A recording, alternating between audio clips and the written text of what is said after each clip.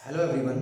आज इस वीडियो में हम बात करेंगे motion in a plane and projectile motion. हम कंप्लीट ये चैप्टर 3 वीडियोस के अंदर कंप्लीट करेंगे। इसमें मैं आपको मेडिकल और मेंस तक के क्वेश्चन भी कराऊंगा, उनके टेक्निक्स बताऊंगा। हर मेथड पे एक क्वेश्चन आपको कराया जाएगा। ठीक है जी। सबसे पहले हम बात करते हैं motion in a plane. Plane कोई भी क्यों ना हो तो कम से कम दो एक्सिस के बीच बनता है, और अगर वो 3D एक्सिस में बनता है तो प्लेन नहीं, वो एक 3D फ्रेम बन जाता है। जैसे कि अगर कोई एक पार्टिकल है जिसके एक्स, वाई और जेड तीनों के कंपोनेंट वहाँ लाइज करते हैं किसी पॉइंट पर, तो आप क्या कहेंगे, वो एक 3D कंपोनेंट है, और वो पूरा जो फ्रेम है वो एक 3D फ्रेम है। इस चैप्टर में हम 2D फ्रेम की बात करेंगे। आज की क्लास में 2D फ्रेम डिस्कस किया जाएगा। 2D फ्रेम का मतलब होता है किन्हीं दो एक्सिस के बीच एक पार्टिकल के पोजीशन और उसके लीनियर मोमेंटम को स्टडी करना।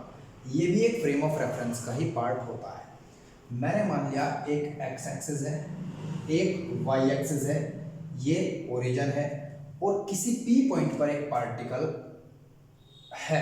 अभी जिस पार्टिकल को हम स्टडी करेंगे वो किसी पी पॉइंट पर है और उसके कोऑर्डिनेट एक्स कॉमा वाई है। तो जो ये कोऑर्डिनेट्स होते हैं ये हमेशा ओरिजिन के रेस्पेक्ट में होते हैं। ओरिजिन के कोऑर्डिनेट्स को हम एक्स नोट वाई नोट मान लेते हैं, या फिर 0 0 भी मान सकते हैं।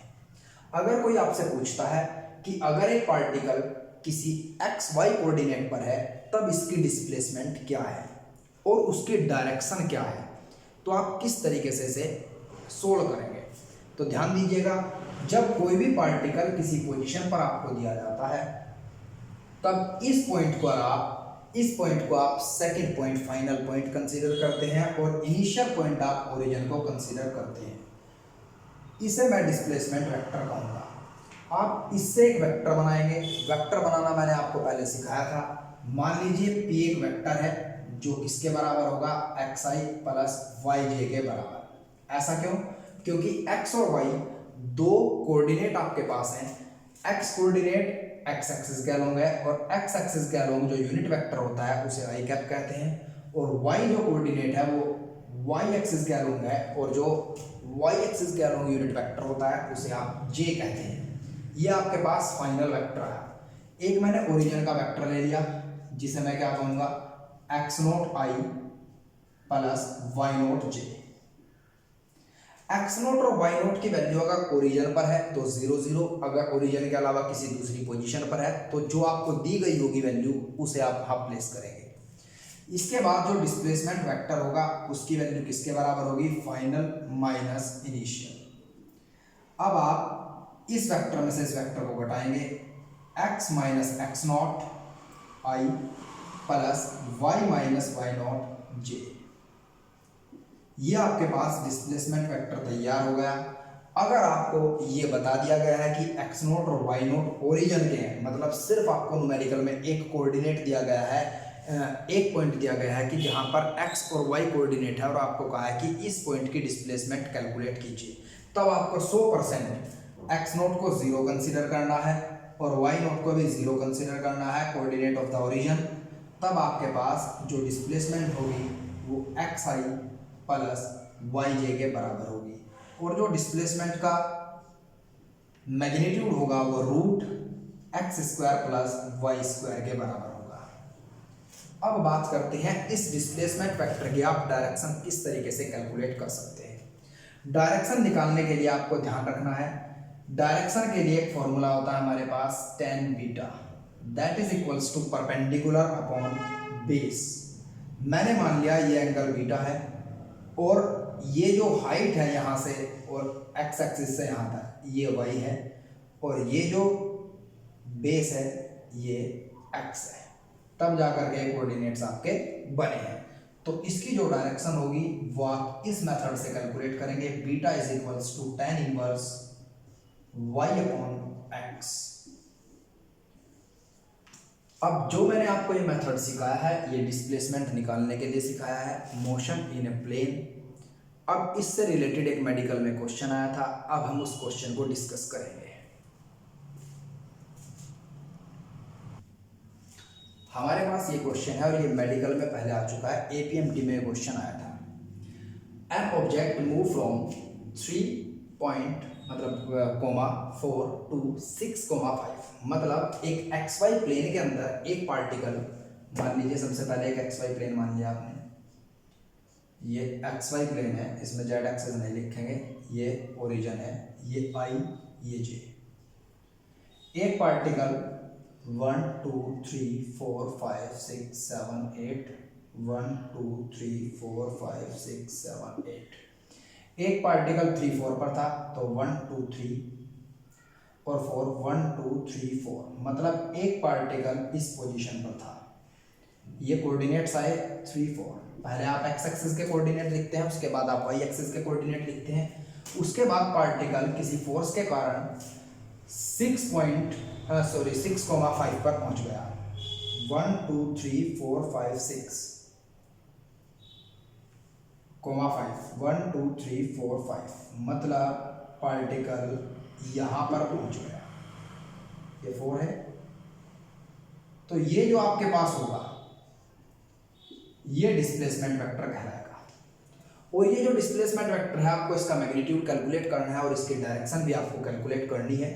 तो सबसे पहले मैंने आपको बताया था आप इसमें डिस्टेंस फॉर्मूला लगाएंगे मैग्नीट्यूड कैलकुलेट करने के लिए, √6 - 3 का स्क्वायर प्लस 5 - 4 का स्क्वायर।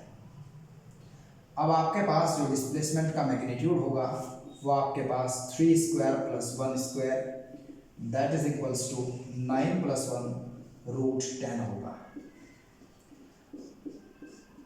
ये आपके पास डिस्प्लेसमेंट का मैग्नीट्यूड आया। अब उसने कहा है कि आपको क्या कैलकुलेट करना है, डायरेक्शन कैलकुलेट करनी है। तो direction tan beta that is equal to beta angle वो होगा जो ये एक्स एक्सिस के साथ ये एंगल बनाएगा, that is equal to change of displacement along y axis to the x axis, क्योंकि perpendicular upon base tan beta की वैल्यू देगा और बीटा इज इक्वल्स टू आपके पास होगा tan inverse delta y by delta x, tan inverse delta y देखिएगा आपके पास क्या है, डेल्टा y आपके पास 1 है और डेल्टा x की वैल्यू आपके पास 3 है, तो आपके पास बीटा की वैल्यू tan इनवर्स 1/3। तो इस तरीके से आप कोई भी क्वेश्चन होगा हैंडल कर लेंगे। अब दूसरे टॉपिक पर चलेंगे हम, दूसरे टॉपिक से रिलेटेड भी मैं आपको क्वेश्चन कराऊंगा। मान लीजिए आपके पास कोई क्वेश्चन इस तरीके से आता है कि एक पार्टिकल एक जगह से दूसरी जगह पर डिस्प्लेस हो गया, कितनी सेकेंड में वो टाइम पीरियड आपको गिवन है। तो मतलब आपको वेलोसिटी कैलकुलेट करनी होगी। तो यहाँ वेलोसिटी कैसे कैलकुलेट करेंगे मैं वो बिल्कुल बेसिक लेक्चर दूंगा आपको, ताकि आप अच्छे से समझ जाएं। आपके पास एक्स एक्सिस वाई एक्सिस होगी, क्योंकि मोशन इन प्लेन की बात चली है तो प्लेन का मतलब दो एक्सिस के बीच, अगर उन्होंने वाई जेड प्लेन माना है तो वाई जेड मान लीजिएगा, अगर उन्होंने एक्स जेड प्लेन माना है तो एक्स जेड प्लेन मान लीजिएगा। मान लीजिए ये ओरिजिन है और एक पार्टिकल इस पॉइंट से यहाँ इस पॉइंट पर डिस्प्लेस किया है। यहाँ पर इसके कोऑर्डिनेट x1 y1 थे और यहाँ पर इसके कोऑर्डिनेट x2 y2 होते हैं। तब आप इन दोनों को जो वेक्टर कंपोनेंट मानेंगे, मैंने मान लिया एक वेक्टर p और ये पॉइंट P माना मैंने और ये पॉइंट Q माना, तो यहाँ से मैंने एक वेक्टर को P मान लिया, x1i प्लस y1j, और Q को मैंने मान लिया x2i प्लस y2j। इसके बाद आप सबसे पहले वेलोसिटी निकालने के लिए आपको डिस्प्लेसमेंट वेक्टर कैलकुलेट करना होगा। तो डिस्प्लेसमेंट वेक्टर को आप r वेक्टर मान लीजिएगा, final vector minus initial vector, ये आपके पास x2 minus x1i plus y2 minus y1j के बराबर होगा। मैंने लेट कर लिया यहाँ पर कि x2 माइनस x1 को x लिख सकता हूँ और y2 माइनस y1 को मैं y लिख सकता हूँ। अब मेरे पास जो डिस्प्लेसमेंट वेक्टर बना है वो xi प्लस yj के बराबर होगा। अगर मुझे वेलोसिटी वेक्टर निकालना है तो मैं डिस्प्लेसमेंट वेक्टर को यही टाइम से डिवाइड करूंगा। मान लीजिए आप x और y दो कांस्टेंट वैल्यू है, ये 2 है ये 4 है, अगर कॉमन लिया जा सकता है तो आप यहीं से कॉमन ले लीजिएगा। नीचे टाइम पीरियड स्केलर में होगा, उस स्केलर कंपोनेंट को आप कैंसिल कर दीजिएगा। अगर ये इस तरीके से होता है 2 and 3, तब आप इसे 2 बाई टाइम और 3 बाई टाइम लिखेंगे। आप पूरे को इस तरीके से लिख देंगे ये आपके पास वेलोसिटी का मैग्नीट्यूड आ जाएगा। इसके बाद आप जरा ध्यान दीजिएगा, जो आपके पास ये कंपोनेंट आएगा, ये कंपोनेंट हमें बताएगा एक्स एक्सिस के अलोंग जो वेलोसिटी का चेंज हुआ है वो कितना हुआ है, और ये कंपोनेंट आपको वाई एक्सिस के अलोंग कितना चेंज हुआ है उसके बारे में इंफॉर्मेशन देगा। इसके बाद आपको जब डायरेक्शन कैलकुलेट करनी होगी तो वही फॉर्मूला लगाएंगे आप, tan beta is equals to perpendicular upon base, और बीटा इज इक्वल्स टू आपके पास आएगा tan इनवर्स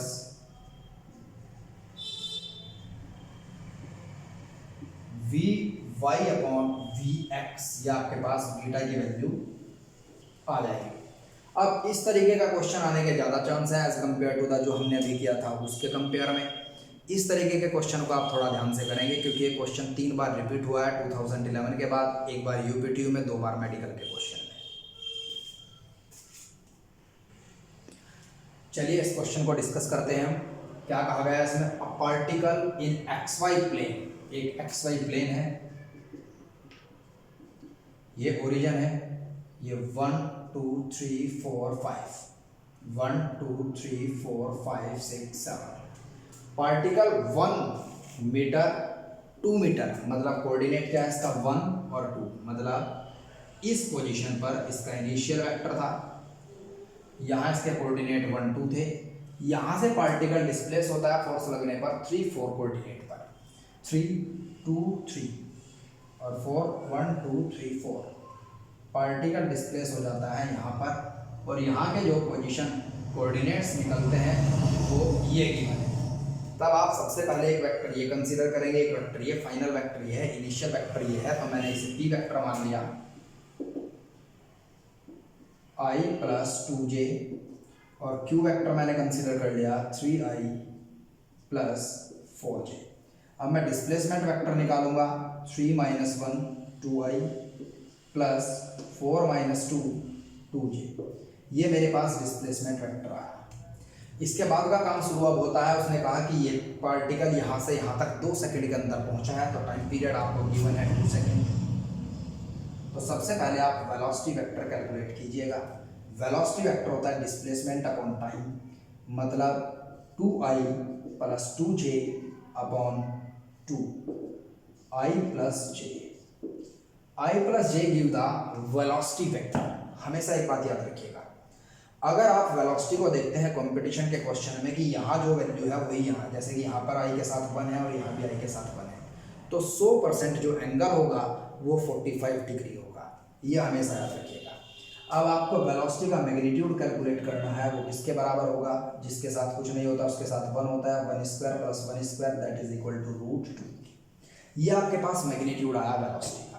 अब आपको क्या कैलकुलेट करना है, अब आपको इस वेलोसिटी की डायरेक्शन कैलकुलेट करनी है, तो direction tan beta that is equals to perpendicular, मतलब जो y के साथ कंपोनेंट है वो, अपॉन बेस जो x के साथ कंपोनेंट है वो, तो b is equals to tan inverse 1 upon 1 को आप tan इनवर्स 1 लिखेंगे, ये आपके पास beta is equal to 45 degree आएगा। तो अगर दोनों की वेलोसिटी, मतलब अगर नेट वेलोसिटी इस तरफ है तो वेलोसिटी कंपोनेंट x एक्सिस का इस तरफ और y एक्सिस का वेलोसिटी, x एक्सिस का वेलोसिटी कंपोनेंट इस तरफ और y एक्सिस का कंपोनेंट इस तरफ होगा, तब दोनों के साथ 45 डिग्री का रिजल्टेंट वेलोसिटी एंगल बनाएगी। इसका मतलब ये होता है। अब इस वीडियो में हम displacement vector, velocity vector discuss कर चुके हैं, एक्सेलरेशन वेक्टर आप खुद डिस्कस करेंगे खुद के साथ, थोड़ा सा समझिएगा। आपको मान लीजिए ये कह दिया गया है कि ये डिस्प्लेसमेंट का पहला पोजीशन था, ये सेकंड पोजीशन है, तो यहाँ से आप वेलोसिटी कैलकुलेट कर लेंगे। आपके पास वेलोसिटी ये आई, उन्होंने कहा कि 2 सेकंड के अंदर ही आपको एक्सेलरेशन कैलकुलेट करनी है, तो आप फिर से इसे 2 से डिवाइड करेंगे, और जब आप इसे फिर से 2 से डिवाइड करेंगे तो आपके पास एक्सेलरेशन निकल आएगी i/2 प्लस ij/2।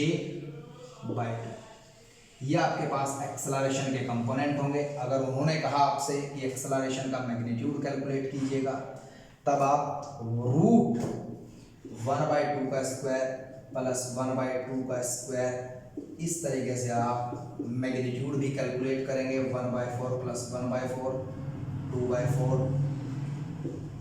1/, इस तरीके से आपके पास मैग्नीट्यूड भी एक्सेलरेशन को होगा। अगर उन्होंने फिर आपसे कहा कि आप कैलकुलेट कीजिएगा इसका एंगल कि कितने डिग्री के एंगल पर ये लगता है हॉरिजॉन्टल एक्सिस से, इसकी डायरेक्शन क्या है, तो मैंने आपको बताया है कि जो कंपोनेंट आई के साथ है अगर वही कंपोनेंट जे के साथ है तो 45 डिग्री का एंगल होगा, तो आप क्या कहेंगे 45 डिग्री का एंगल होगा। डिस्प्लेसमेंट से हम वेलोसिटी पर आए थे, फिर इसमें ही मैंने कहा कि अगर पार्टिकल की पोजीशन यहाँ से यहाँ चेंज हुई है 2 सेकंड में तो आप वेलोसिटी कैलकुलेट कीजिए और एक्सेलरेशन कैलकुलेट कीजिए। तो वेलोसिटी के लिए आपको डिस्प्लेसमेंट वेक्टर को 2 से डिवाइड करके आपने निकाल लिया, इसके बाद आपने वेलोसिटी को 2 से डिवाइड करके आपने एक्सेलरेशन को कैलकुलेट कर लिया।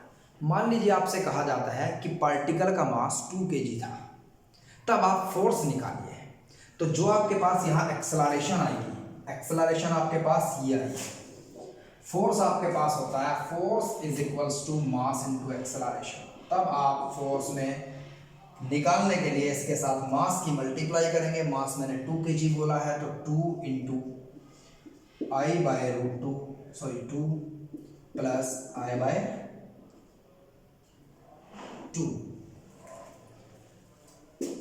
J/2। तो अब आपके पास I प्लस J, ये आपके पास फोर्स के कंपोनेंट होंगे, मतलब एक्स एक्सिस के अलोंग जो फोर्स होगा उतना ही वाई एक्सिस के अलोंग होगा, क्योंकि यहाँ भी 1 है यहाँ भी 1 है, और फोर्स भी 45 डिग्री के एंगल पर ही लगेगा।